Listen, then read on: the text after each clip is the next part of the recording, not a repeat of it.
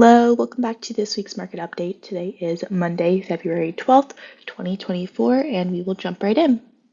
So, looking at our market performance for last week, it was a bit of a quieter week in terms of less data coming out. It wasn't a Fed week, it wasn't a CPI print week or anything like that, but it was still a bullish week. We saw the Nasdaq Composite up 2.3%, the S&P 500 up nearly 1.4%, which broke through the 5,000 level on the S&P 500 for the first time as of close on Friday. So that was quite a mile marker there. And then we had the Dow Jones just about flat on the week and the Barclays Ag down about 0.84% on the week. Heading right into our data from last week, we got the ISM services and manufacturing PMI indexes here. Came in above expectations for January for the services PMI at 53.4%, which is quite bullish. Anything above 50% is considered a expansionary data point, and you can see that was a bit of a jump from last month, but in line with the 12-month average. And that marks the 13th consecutive month of expansion in the service side of the economy. So quite strong rating there. And it really just shows that, although the service side of the economy has been the cause of the inflationary story, at least the bulk of inflation that we've seen over the last few years, it's also been the cause of a lot of the economic growth that we've seen. So kind of a double-edged sword. Yes, a lot of growth, but also a fair bit of inflation that's been caused by the strength in the service side of the economy. So take a look at the manufacturing PMI next. On the other hand, we got the ISM Manufacturing Index, and although it is kind of in better territory last month than it has been, maybe over the last 12 months, it is still in a bearish state. So here you can see the January PMI came in at 49.1, which was a bit of a jump from December as well. But again, it is still, below that 50% level, which shows contraction in the industry. So overall, we've seen kind of the service side of the economy carrying the economic growth, carrying the inflation, but then the ISM Manufacturing Index showing a bit of weakness. Nothing near a recession, but definitely weakness in the manufacturing side of the economy. In the final report of 2023, we got consumer credit data for the month of December, closing out the year. That showed a 2.4% total increase in 2023 of consumer credit outstanding, which is honestly quite a bit of a slow rate compared to, the 5.7% in 2021 and the 7.6% we saw in 2022. Looking at the breakdown of how that consumer credit was taken out, that consumer debt was taken out, was led by revolving credit, which are things like credit cards, personal lines of credit, things that consumers tend to use when they are short on cash. That rose by 8.4% in the year, compared to non-revolving credit, which includes things like student loans, mortgages, car loans, those bigger ticket items that are kind of planned ahead of time.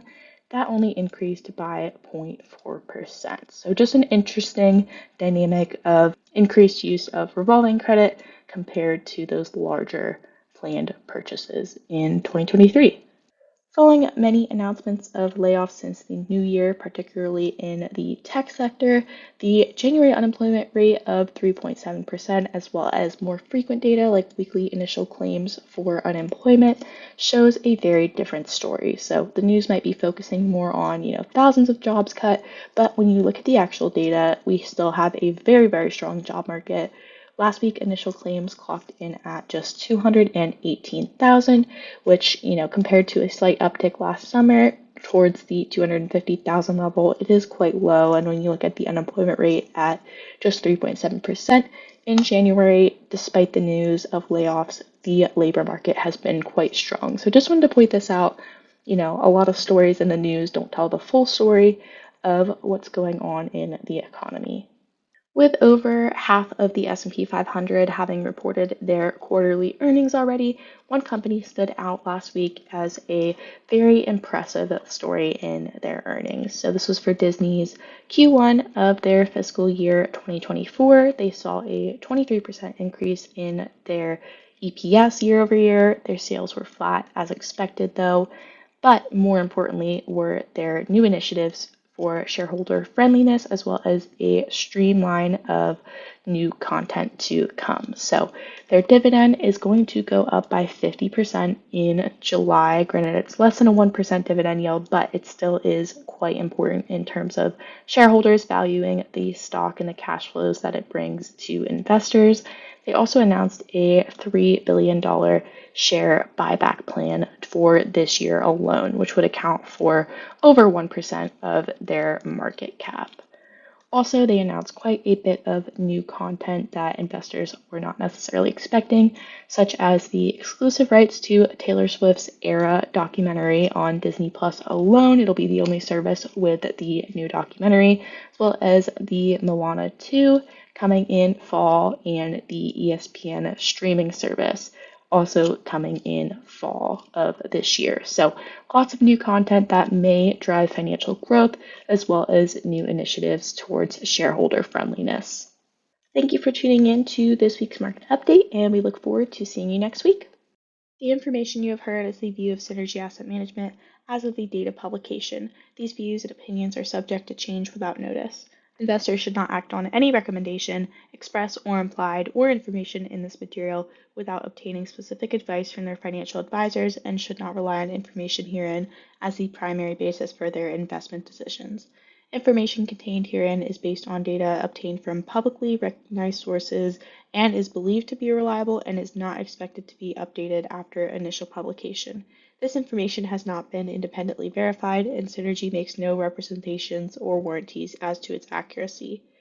The material has been prepared solely for informational, educational, and market commentary purposes and is not a solicitation of advisory services or an offer to buy or sell any security or to participate in any trading strategy.